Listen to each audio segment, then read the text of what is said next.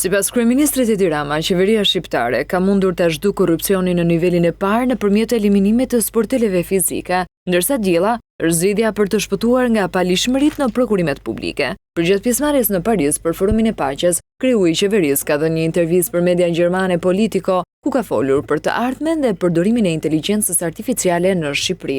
Ekziston mundësia që të përdorim inteligjencën artificiale për të realizuar prokurimet publike pa pasur nevojë për mijëra njerëz të përfshirë në proces. Dy janë momentet ku futet korrupsioni në procesin e prokurimit publik. E para është kur hartohen termat e referencës. Për shembull, do të ndërtosh një rrugë dhe thua se na duhet një kompani që ka kaq punëtor, kaq eksperiencë, këtë atë, dhe aty futet një kush që orienton tenderin drejt kompanive të caktuar. Momenti i dytë është gjatë vlerësimit të ofertave, kur komisioni thotë, ju mungon ky dokument ose ky dokument nuk është i qartë. Këto do të zgjidhen. Rama konfirmoi se modelet antikorrupsion me inteligjencë artificiale po bëhen në bashkëpunim me gigantin Microsoft, ndërsa sipas tij, diella tashmë ka arritur 98% saktësi. Kemi punuar me këto dy projekte, me Mirën dhe ekipin e saj, dhe gjithashtu Microsoft është bërë pjesë e tyre. Dhe po ju them diçka, mënyra se si po e bëjmë këtë transferim është e jashtëzakonshme, thjesht e maknishme. Modeli filloi me 85% saktësi, ku përkthyesit kontrollonin, ndërsa sot është 98%. Përkthyesit tani thonë se është më i saktë se ne. Sigurisht ata e kontrollojnë, por është diçka të krejt tjetër.